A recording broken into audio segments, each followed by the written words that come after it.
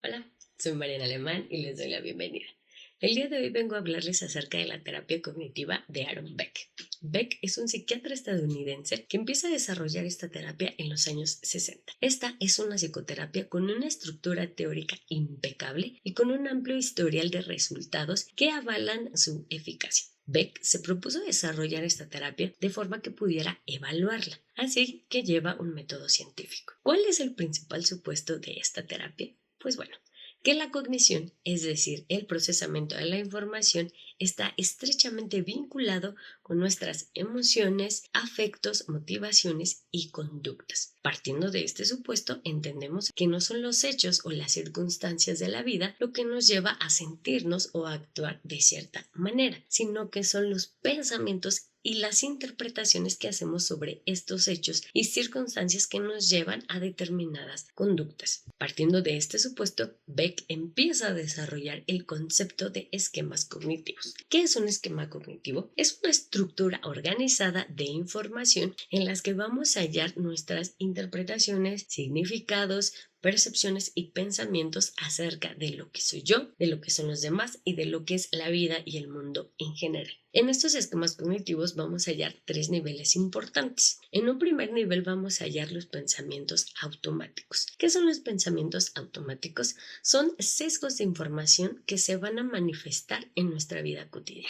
En un siguiente nivel vamos a hallar las creencias intermedias. Estos van a ser supuestos implícitos que avalen estos pensamientos automáticos. En un nivel todavía más profundo vamos a encontrar las creencias nucleares. Estas son evaluaciones generales y dogmáticas acerca de lo que debería de hacer yo, de lo que deberían hacer los otros y de lo que debería de hacer y ser el mundo y la vida. Estas creencias nucleares se empiezan a formar en los primeros años de nuestra vida y conforme vamos creciendo se van haciendo mucho más rígidas y mucho más estables. ¿Cómo podemos hallar o visualizar un ejemplo de la vida cotidiana en estos tres niveles? Pensemos en la depresión.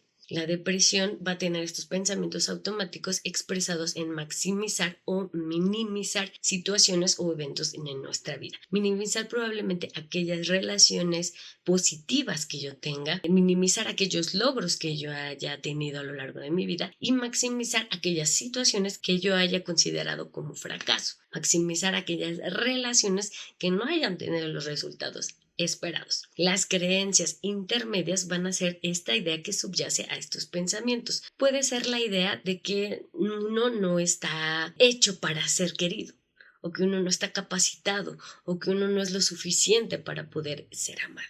Y finalmente las creencias nucleares van a ser las más difíciles de ubicar explícitamente. Pudiéramos suponer que probablemente en las primeras etapas de vida de este sujeto, algo en su crianza o algo en los eventos que vivió empezó a forjar, empezó a construir estas ideas de que no puede ser querido. Los esquemas cognitivos pueden ser adaptativos o desadaptativos.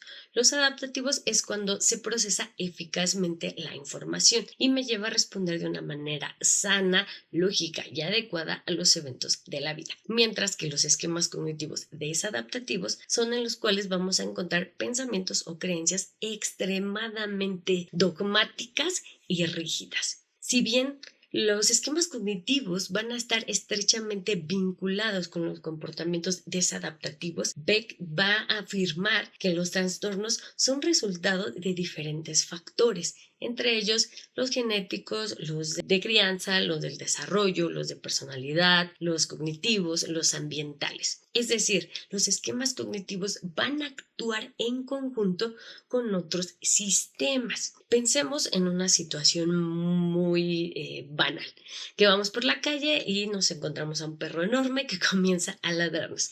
El primer sistema en activarse va a ser el cognitivo, es decir, yo voy a percibir esta situación como algo amenazante.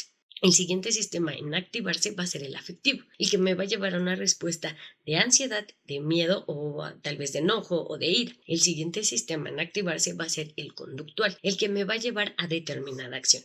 En este caso, a huir del perro o probablemente quedar y pelear con él o enfrentarlo. Así que cuando uno de estos sistemas pasa de un estado estable a un estado altamente activo puede tener como resultado acciones o comportamientos desadaptativos. Pensemos en los trastornos de ansiedad, en los cuales la persona puede percibir cualquier evento u objeto como algo amenazante.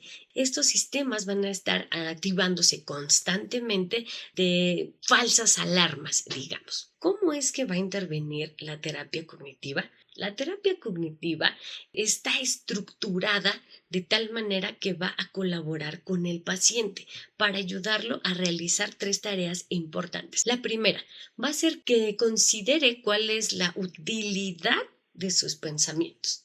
¿Qué beneficios o qué resultados le ha traído hasta ese momento tener esos pensamientos? Posteriormente también va a acompañar al paciente a que empiece una revisión de las evidencias a favor y en contra de esos pensamientos. Aquí se lleva a cabo un registro escrito de los hechos que detonan ciertos pensamientos, ciertas emociones y ciertas conductas y validar qué pruebas puedo yo encontrar en la realidad que acrediten o desacrediten estos pensamientos. También va a llevar al paciente a experimentar, a que compruebe la validez de su sistema de creencias. ¿A través de qué? De experimentos conductuales. ¿Y qué son los experimentos conductuales?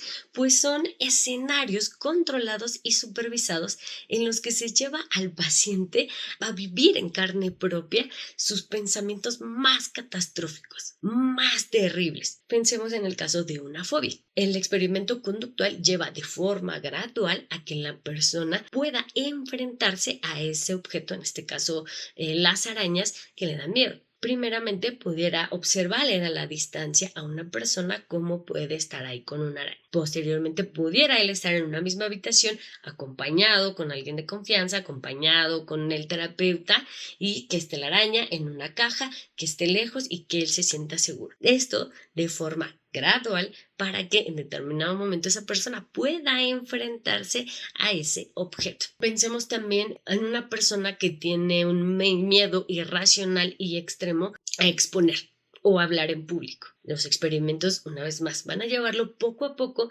a que primero vea a alguien hablando en público, a que después frente a un público de peluches, a lo mejor él diga su exposición, haga su exposición. Posteriormente lo haga frente a un público que le sea familiar, para que después pueda realizar su exposición o pueda hablar en público con personas que no conoce. Y entonces él pueda aproximarse a la situación que él considera es lo más terrible que le puede pasar. También los experimentos conductuales llevan a la persona a experimentar determinadas sensaciones que trae consigo consecuencias. Pensemos en un ataque de pánico. Estos experimentos pueden guiar a la persona a través de técnicas de respiración para que se hiperventile. Entonces él pueda identificar en qué partes del cuerpo, en qué momentos, con qué sensaciones empieza su ataque de pánico. ¿Para qué? Pues para que él pueda controlarlo posteriormente. Finalmente, la terapia cognitiva no tiene el objetivo de cambiar un pensamiento negativo por uno positivo. No, lo que pretende es cambiarlos por unos más adaptativos y sobre todo por pensamientos que tengan evidencias y validez en la realidad. Esta es la terapia cognitiva de Beck. Les agradezco el haberme acompañado y nos vemos en la siguiente.